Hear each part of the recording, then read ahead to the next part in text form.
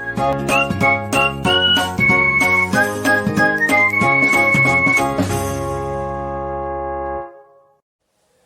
Everyone, welcome to my channel medico prime education. आज के video में हम लोग बात करेंगे कैंसर के बारे में। ठीक है, ये एनसीईआरटी में दिया हुआ है, क्लास 12 का टॉपिक है human health and disease chapter का। ठीक है, तो अब स्टार्ट करते हैं।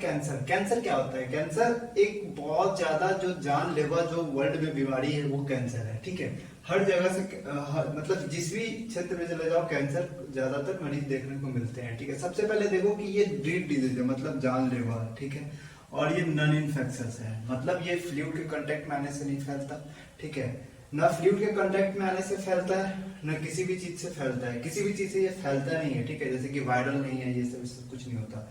ठीक है, तो फैलता कैसे है आगे मैं बताऊंगा, लेकिन सबसे पहले जान लेते हैं कि कैंसरस सेल्स जो होते हैं और नॉर्मल सेल्स दोनों में डिफरेंस क्या होता है। तो सबसे पहले दो पैरामीटर हम डिफाइन करते हैं, जो सेल ग्रोथ और कांटेक्ट इनहिबिशन। तो दो पैरामीटर के अकॉर्डिंग में बात करते हैं, जो हाईली कंट्रोल्ड और रेगुलेटेड वे में सेल ग्रोथ एंड डिफरेंशिएशन करता है नॉर्मल सेल। ठीक है, जब हम लोग सेल साइकिल पढ़ते हैं, ठीक है, जब हम लोग सेल साइकिल पढ़ते हैं तो हर जो अलग अलग फेज जो स्टार्ट होता है वहां पे एक चेक पॉइंट्स हमें देखने को मिलता है। ठीक है, तो वो चेक पॉइंट्स को टोटली अगर फॉलो करता है वो कौन होता है? Normal cell. ठीक है, अगर ये चेक पॉइंट्स को कोई फॉलो नहीं करता, ठीक है, आगे निकल जाता है डायरेक्ट। ठीक है, चेक पॉइंट्स मतलब वो होता है कि जो मान लो ये एम फेज है, ठीक है, माइटोटिक फेज है, और पहला इस फेज से और इस फेज में जाने के लिए कुछ रिक्वायरमेंट होता है, वो चेक पॉइंट पूरा करता है। मतलब वो चेक पॉइंट देखता है कि वो रिक्वायरमेंट पूरा है कि नहीं है। ठीक है, तभी वो आगे वाले सेल में डिवाइड कर सकता है, आगे जाके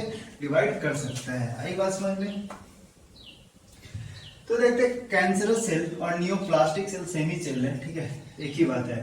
तो ये अनकंट्रोल्ड डिवीजन करता है और बिना रेगुलेशन से डिवीजन करता है, बहुत ज्यादा मात्रा में डिवीजन करता है, एक ट्यूमर टाइप का फॉर्मेशन कर देता है। इस तरह से बहुत सारा सेल इसमें एक साथ आके कंबाइन हो जाता है। ये नॉन रेगुलेटर होता है, इसमें कोई रेगुलेशन नहीं होता इसमें सेल ग्रोथ का। ठीक है, अब नेक्स्ट पैरामीटर है कांटेक्ट इनहिबिशन।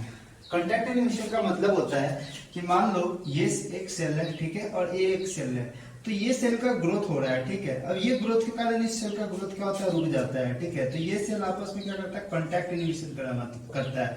मतलब एक सेल का जो ग्रोथ होता है दूसरे सेल को ग्रोथ क्या करता है? रोक देता है। ठीक है, तो सेल कांटेक्ट मतलब कांटेक्ट में आने से cell contact with other cell inhibits the growth of other cell. आई बात समझ में? तो वो चीज नॉर्मल सेल में प्रेजेंट होता है, लेकिन यहाँ पे ये एब्सेंट होता है। क्या है? यहाँ पे ये एब्सेंट होता है कैंसरस सेल में, जिसके कारण अब दूसरे के सेल की ग्रोथ को अब जब रोकेगा तो अनकंट्रोल्ड मैनर में ये डिवीजन करेगा ना। ठीक है, अनकंट्रोल्ड मैनर में डिवीजन करेगा, तो जिसके कारण एक मास ऑफ द सेल्स का फॉर्मेशन हो जाता है। इस तरह से मास ऑफ द सेल्स का फॉर्मेशन हो जाता है, इसको बोलते हैं ट्यूमर। क्या बोलते हैं? ट्यूमर।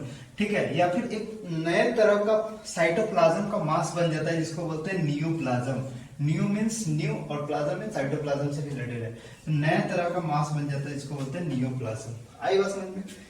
अब जब ट्यूमर का फॉर्मेशन होता है तो दो तरह का ट्यूमर मुझे देखने को मिलता है। ठीक है, पहला टाइप का ट्यूमर है बेनाइन ट्यूमर और दूसरा टाइप का ट्यूमर है मैलिग्नेंट, या जो मोस्ट अगर स्पेशली अगर बोलते हैं ना तो मैलिग्नेंट ट्यूमर को ही कैंसर बोलते हैं। ठीक है, दोनों में डिफरेंस क्या है कि अगर मान लो ये कैंसर, ये ट्यूमर का सेल्स बना है एक जगह पे, ठीक है, अगर ये सेल्स ट्यूमर एक ही जगह पे कॉज कर रहा है, एक ही जगह पे इन्वेड कर रहा है, ठीक है, एक ही जगह पे डैमेज कर रहा है, तो वो ट्यूमर किस तरह का ट्यूमर होगा? बेनाइन ट्यूमर होगा। अगर मान लो वाया ब्लड सर्कुलेशन से कहीं दूसरे जगह पे, कहीं और जगह जाके, मतलब उसी जो ऑर्गन है वहां पे जाके सेम तरह का ट्यूमर कॉज करता है, इस तरह का ट्यूमर बहुत सारा दूसरे जगह पे जाके बनाता है, तो उस तरह के ट्यूमर को क्या बोलते हैं? Malignant tumour. और वैसे भी इधर उधर भागता रहता है। ठीक है, कभी यहाँ ट्यूमर बनाया, उसके बाद यहाँ ट्यूमर बनाया। ठीक है, जैसे कि कोई बॉडी का ऑर्गन है तो यहाँ पे ट्यूमर बना, यहाँ पे ट्यूमर बना, यहाँ हर जगह ट्यूमर बनता रहता है। ठीक है, जिसके कारण ये मोस्ट फियर्ड, डरावना प्रॉपर्टी, ठीक है, इसको बोल सकते हैं। तो ये बहुत ज्यादा ड्रीड कॉज करता है। ठीक है, देखो अब क्या है कि ये grow rapidly and spread to other parts of the organ. आई बात समझ में?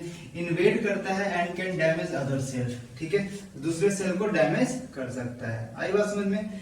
Starting starving the normal cells by competing the for vital nutrients. अब देखो, अब ये क्या करता है कि नॉर्मल जो सेल्स होते हैं वो न्यूट्रिएंट लेते रहते हैं, ठीक है। तो वो क्या करता है, दोनों में कंपटीशन हो जाता है, नॉर्मल सेल और कैंसरस सेल्स के बीच में कंपटीशन होता है, जिसके कारण ये उसका न्यूट्रिएंट जो नॉर्मल सेल न्यूट्रिएंट्स लेते रहते हैं वो न्यूट्रिएंट्स जो कैंसरस सेल लेने लगते हैं ज्यादा से ज्यादा, और नॉर्मल सेल को न्यूट्रिएंट नहीं मिलता, जिसके कारण वो डैमेज होना स्टार्ट हो जाता है, ठीक है। और मेटास्टेसिस इसका मोस्ट फियर्ड प्रॉपर्टी है। मेटास्टेसिस का डेफिनेशन मैंने समझा दिया कि किसी ट्यूमर से एक सेल उठ के दूसरे बॉडी के दूसरे पार्ट में चला जाता है, ठीक है, वहां पे ट्यूमर कॉज करता है, ठीक है। इस प्रॉपर्टी को क्या बोलते हैं, मेटास्टेसिस। क्या बोलते हैं, मेटास्टेसिस वाया ब्लड सर्कुलेशन, ठीक है। तो ये था यहाँ पे कुछ इंपॉर्टेंट बातें और टाइप्स ऑफ ट्यूमर के बारे में। अब चलते हैं इसके कॉज के बारे में, अभी कैसे कैंसर फैलता है, ठीक है। हमारे बॉडी में जो नॉर्मल सेल्स होते हैं उसको बोलते हैं प्रोटोसेल्स या सेलुलर ऑन्कोजेंस, ठीक है। तो ये चीज हमारे बॉडी में प्रेजेंट होती है, उसको शॉर्ट में बोलते हैं सी ऑन्क, ठीक है। अब क्या होता है कि किसी तरह का हम लोग कार्सिनोजन लेते हैं तो वो किस में चेंज हो जाता है, ऑन्कोजीन्स में। अब ये कैंसरस सेल्स में चेंज हो जाता है, ठीक है, जो ट्यूमर का फॉर्मेशन करता है। इस तरह का जो ट्रांसफॉर्मेशन होता है उसको बोलते हैं नियोप्लास्टिक ट्रांसफॉर्मेशन। नए तरह का प्लाज्म बनना क्या बोलते हैं, नए तरह का प्लाज्म बनना नियोप्लास्टिक ट्रांसफॉर्मेशन, ठीक है। अब चलते हैं कार्सिनोजन। कार्सिनोजन का बात करें तो आयोनाइजिंग रेडिएशन से एक्सरेज, गामा रेज, ठीक है, और नॉन आयोनाइजिंग रेडिएशंस का एग्जांपल ये इंपॉर्टेंट है, ठीक है।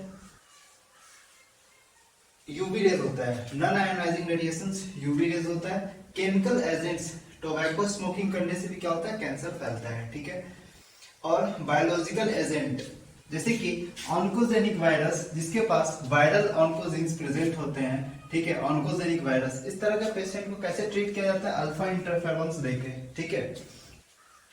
देखो, अब जो एक्सरेज है ये किस में यूज होता है, रेडिएशन थेरेपी में यूज होता है, ठीक है। तो हम लोग जब पढ़ेंगे ना अभी जस्ट इसके बाद वाले में, तो क्या पढ़ेंगे कि एक्सरेज का यूज किया जाता है रेडिएशन में। रेडिएशन, ये जो रेडिएशन है उसको यूज किया जाता है ट्रीटमेंट में, ठीक है। तो ये लेस डोज देते हैं उसमें, हाई डोज अगर होता है, अगर हाई डोज हुआ तो कैंसर कॉज कर सकता है, ठीक है। इसीलिए इस तरह से जो हम लोग क्या कहते हैं एक्सरे करवाते हैं या फिर सीटी स्कैन कराते हैं तो वो कम मात्रा में कराना चाहिए, ज्यादा नहीं कराना चाहिए। आई बात समझ में, ये कैंसर कॉजिंग हो सकता है अगर ज्यादा कराते हैं तो, ठीक है। अगर इसका अर्ली डिटेक्शन हो गया तो आसानी से ट्रीट कर सकते हैं। अभी बहुत सारा ट्रीटमेंट का तरीका बताऊंगा, बहुत इंटरेस्टिंग फैक्ट है उसमें, आपको शेयर करूंगा, ठीक है। अब चलते हैं डायग्नोसिस के बारे में, ठीक है। डायग्नोसिस देखते हैं कैंसर को कैसे डिटेक्ट कर सकते हैं। ये सारा टेक्निक में लिखा हूं जो एनसीईआरटी में दिया हुआ है, उसका बेसिस है, और डिटेक्ट करने पे क्या दिखता है मुझे, क्या इसका आउटकम आता है। तो सबसे पहला चीज है बायोप्सी। Biopsy histopathological study. इसमें क्या करते हैं, जहां कहीं भी हमको कैंसर होता है, ठीक है, तो वो जो टिश्यू को हटा के, टिश्यू को काट के और उसको माइक्रोस्कोप में चेक करते हैं, तो चेंज मतलब टिश्यू में कुछ अगर चेंज मुझे दिखता है, ठीक है, कैंसर में जो चेंज दिखता है, तो वो सब चेंज अगर मुझे दिखता है तो समझ जाते हैं कि कुछ टिश्यू में कैंसर है, ठीक है। अब चलते हैं बोन मैरो और ब्लड एंड बोन मैरो का टेस्ट करते हैं। उसमें सेल काउंट देखते हैं, डब्ल्यूबीसी आरबीसी का जो सेल काउंट होता है उसको देखते हैं। अगर सेल काउंट अगर कम होता है तो क्या होता है, ल्यूकेमिया, ठीक है। और यही कारण है इसका ब्लड कैंसर का, ठीक है। ब्लड कैंसर भी इसको इसी तरह से हम लोग चेक करते हैं। अब चलते हैं रेडियोग्राफी। एक्सरे से, रेडियोग्राफी में हम लोग क्या यूज करते हैं, एक्सरे, ठीक है। एक्सरे यूज करते हैं इंटरनल ऑर्गन्स को चेक करने के लिए कि इंटरनल ऑर्गन्स में कुछ कैंसर तो नहीं है, ठीक है। कंप्यूटर टोमोग्राफी में सेम ही चीज करते हैं, लेकिन इसमें क्या होता है 3D इमेजेस में यूज होता है, ठीक है। एमआरआई में क्या करते हैं, स्ट्रॉन्ग मैग्नेटिक फील्ड यूज करते हैं, नॉन आयोनाइजिंग रेडिएशंस यूज करते हैं। यहाँ पे बहुत इंपॉर्टेंट पॉइंट है कि नॉन आयोनाइजिंग रेडिएशंस इसमें यूज करते हैं, लेस हार्मफुल होता है। एक्सरे आयोनाइजिंग रेडिएशन है, मोर हार्मफुल होता है, ठीक है। और एक्यूरेट डिटेक्शन करके देता है ये मुझे, ठीक है। और एक्यूरेट डिटेक्शन करता है सारे चीज को, मतलब फिजियोलॉजिकली, पैथोलॉजिकली देखते हैं उसको कि टिश्यू में किस तरह का चेंज हुआ है, ये सारा चीज एमआरआई करके देता है, ठीक है। एमआरआई का फुल फॉर्म क्या होता है, मैग्नेटिक रेजोनेंस इमेजिंग, ठीक है। मॉलिक्यूलर टेक्निक कैसे क्या होता है, जैसे कि जीन लेवल पे उसको चेक करते हैं कि जो जीन कैंसर कॉजिंग होता है वो जीन आसानी से उस पर दिख जाता है। दूसरा है एंटीबॉडीज बेस्ड अगेंस्ट कैंसर, किसी भी कैंसर के अगेंस्ट एक एंटीजन होता है उसको चेक करते हैं, ठीक है। उस तरह का किसी सर्टेन कैंसर मतलब एक स्पेसिफिक कैंसर का इससे पता करते हैं एंटीबॉडी रिएक्शन से, ठीक है। अब चलते हैं ट्रीटमेंट पे, कैंसर को कैसे ट्रीट कर सकते हैं। सबसे पहला ट्रीटमेंट है सर्जरी, ठीक है। सर्जरी करके जो कहीं भी ट्यूमर हो रहा था उसको सर्जरी करके टोटली रिमूव कर देते हैं। जैसे कि टोबैको कैंसर में होता है, टोबैको कैंसर में पूरे जबड़े का सर्जरी करके जहां उसको ट्यूमर फैल रहा था उसको पूरा बाहर करके निकाल देते हैं, ठीक है। आप लोग प्रचार में भी देखा होगा। अब रेडियोथेरेपी, रेडियोथेरेपी में क्या करते हैं, ट्यूमर जहां पे होता है उस पर हाई वोल्टेज में रेडिएशन उसमें डालते हैं, जिसके कारण जो ट्यूमर होता है वो जल जाता है पूरा, ठीक है। लेकिन पेशेंट को क्या करते हैं, पेशेंट को और जगह मान लो ट्यूमर यहाँ डालते हैं, ये बॉडी पे अगर यहाँ पे अगर रेडिएशन डालते हैं तो ट्यूमर तो यहाँ पे है, ठीक है। तो ये सारा और अदर बॉडी पार्ट्स को क्या कर दिया जाता है, ढक दिया जाता है ताकि उस पर रेडिएशन का इफेक्ट ना हो, क्योंकि हाई रेडिएशन डालते हैं तो दूसरे टिश्यूज पे भी कैंसर होने का संभावना होता है, ठीक है। कीमोथेरेपी, साइड इफेक्ट जैसे कि हेयर लॉस और एनीमिया हो जाता है। कीमोथेरेपी में अलग अलग तरह का ड्रग्स को कंबाइन करके देते हैं ताकि कैंसर पे ज्यादा इफेक्टिव हो वो ड्रग्स, ठीक है। एक ड्रग से काम नहीं चलता। इम्यूनोथेरेपी बहुत इंपॉर्टेंट है, सबसे ज्यादा अभी तक ये यूज किया जाता है। अल्फा इंटरफेरॉन जो होता है, अल्फा इंटरफेरॉन क्या होता है, अल्फा इंटरफेरॉन एक तरह का केमिकल होता है जो वायरस से सीक्रेट होता है, इन्फेक्टेड वायरस से सीक्रेट होता है, ठीक है। ये क्या होता है, ये बायोलॉजिकल रिस्पॉन्स मॉडिफायर होता है, ठीक है। इसको अब इसका फंक्शन क्या होता है कि इम्यून सिस्टम पर जाके एक्ट करता है और इम्यून सिस्टम को एक्टिव कर देता है, जिसके कारण ट्यूमर डिस्ट्रॉय हो सकता है, ठीक है। तो ये था एक कैंसर का पूरा अच्छा सा एक पूरी तरह से explanation. I hope you like the video and don't forget to subscribe my channel. Have a nice day, thank you so much.